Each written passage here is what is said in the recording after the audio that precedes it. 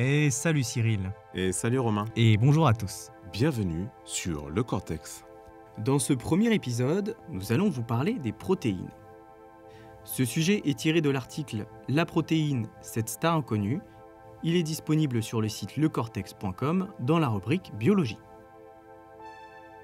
On entend souvent parler des protéines de par le lien qu'elles ont avec les sports intensifs.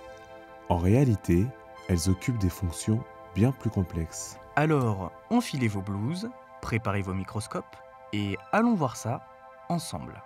Le Cortex, la science audible pour tous.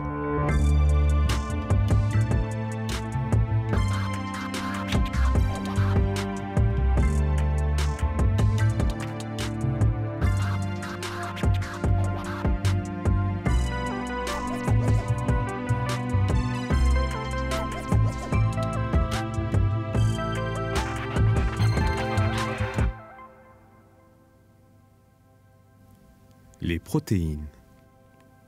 Les protéines sont des molécules indispensables à la survie de tous les êtres vivants. D'où viennent-elles, mais surtout, à quoi servent-elles ? Afin de pouvoir observer les protéines, nous devons d'abord nous intéresser à nos cellules. Notre corps, cette incroyable machine, n'est ni plus ni moins qu'un assemblement complexe de toutes petites unités, dont les cellules. Il existe deux types de cellules, l'une dotée d'un noyau et l'autre sans. Celles qui vont nous intéresser pour l'observation de nos protéines sont les cellules avec noyau. Celui-ci est entouré d'un élément appelé le cytoplasme, et le tout est enfermé dans une membrane. Pour illustrer notre cellule, prenons l'exemple d'un œuf. Le jaune d'œuf représente le noyau, le blanc, le cytoplasme, et la coquille, la membrane. Bon, c'est bien beau de parler de cellules, mais nos protéines dans tout ça. Patience, on y arrive. Au sein du noyau de nos cellules, on trouve notre ADN. Il renferme notre patrimoine génétique, des gènes qui permettent la production de notre protéine. Une molécule appelée enzyme va alors ouvrir notre ADN en deux pour produire un ARN messager. Comme son nom l'indique, cette molécule est porteuse du message qui va nous permettre de produire notre protéine. Pour déchiffrer ce message, notre ARN messager va devoir sortir du noyau. Il pourra alors faire la rencontre d'une très grosse molécule à l'intérieur du cytoplasme, le ribosome. Il va se charger de décoder l'ARN messager, mais pas que. À ce stade, nous avons donc l'ARN messager qui porte le message, le ribosome qui va le décoder, mais il manque encore un élément pour transmettre l'information. Ah, le voilà. L'ARN-T, comme transfert, fait son apparition. Cette dernière molécule va lire et identifier les composants de notre ADN 3 par 3, les nucléotides. L'ARN-T est chargé de transporter les acides aminés jusqu'au ribosome. Celui-ci va à son tour les assembler comme un collier de perles. Chez l'homme, on dénombre 22 acides aminés. 9 d'entre eux sont essentiels. Ils doivent impérativement provenir d'une source alimentaire, animale ou végétale. Une fois la traduction effectuée, notre fameux collier de perles composé d'acides aminés est terminé. Celui-ci se nomme la chaîne polypeptidique. C'est l'assemblement de ces chaînes qui va composer nos protéines. Leur association, leur nombre ou encore la forme globale qu'elles vont prendre dans l'espace va définir de quel type de protéines il s'agit. Pour l'homme, il existe environ 20 000 protéines différentes. Il y a sans doute des protéines que vous connaissez déjà mais sans le savoir.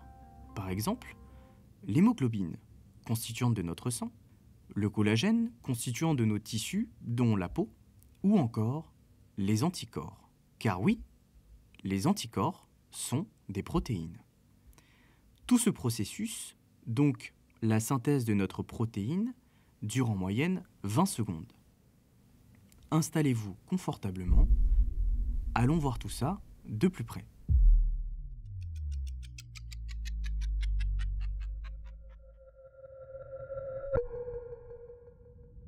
Imaginez. Vous rétrécissez jusqu'à 3500 fois votre taille. Vous êtes maintenant capable de tenir une cellule dans le creux de votre main. Saisissez-la.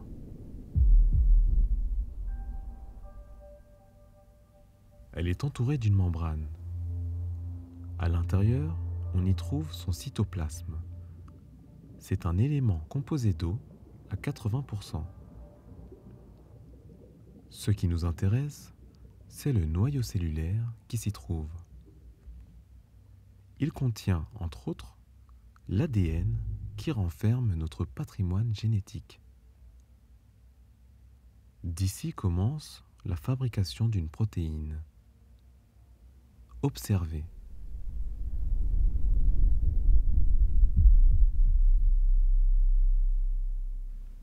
À l'intérieur du noyau, une enzyme vient séparer l'ADN en deux afin de le lire et produire un ARN messager.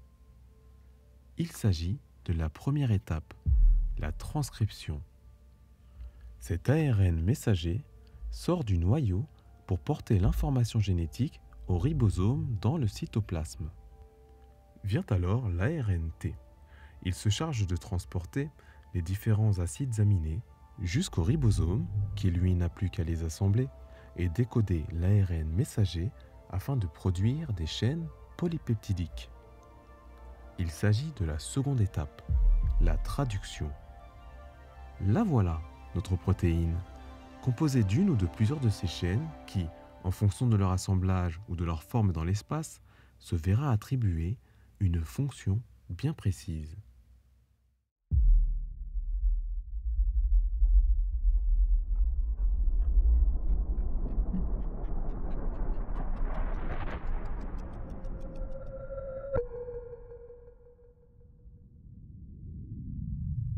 En définitive, les protéines ont des fonctions larges et variées.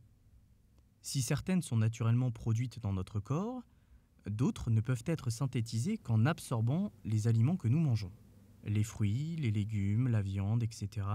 sont composés de protéines et d'acides aminés indispensables à la synthétisation de nouvelles protéines. Si les formes et les quantités varient en fonction des différents aliments, une alimentation riche et variée permet donc de n'avoir aucune carence et d'avoir un organisme en bon état de fonctionnement. Paradoxalement, les produits transformés sont très pauvres en acides aminés et en protéines. A l'inverse, ils sont saturés en acides gras. C'est la raison pour laquelle il est préférable d'en consommer raisonnablement. Comme vous l'avez compris, les protéines occupent une place de choix dans notre corps. Mais depuis quelques décennies, nous leur apportons une attention toute particulière aussi dans nos assiettes. De nouveaux médicaments, mais également des thérapies, sont mis en place grâce à elles. Alors, cette petite star vous est-elle toujours inconnue ? Après ces quelques explications, l'expression « on est ce que l'on mange » prend tout son sens.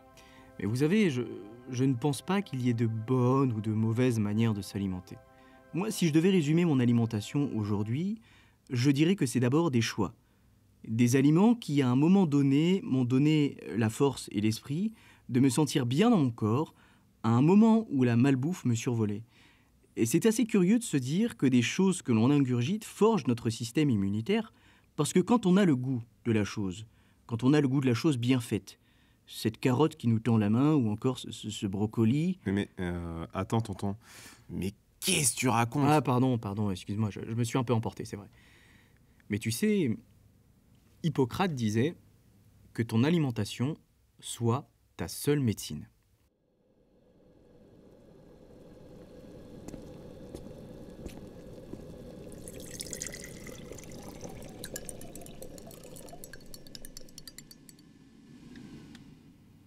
On espère avoir honoré votre curiosité.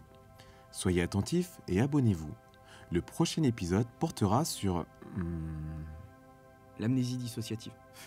Merci. Il portera sur l'amnésie dissociative. En attendant, vous pouvez aller consulter son article sur le site lecortex.com dans la rubrique Neuropsychologie. Bon alors, tonton, Qu'est-ce qu'on mange? Je ne sais pas. Tout ça me paraît bien compliqué. Pizza? Ok.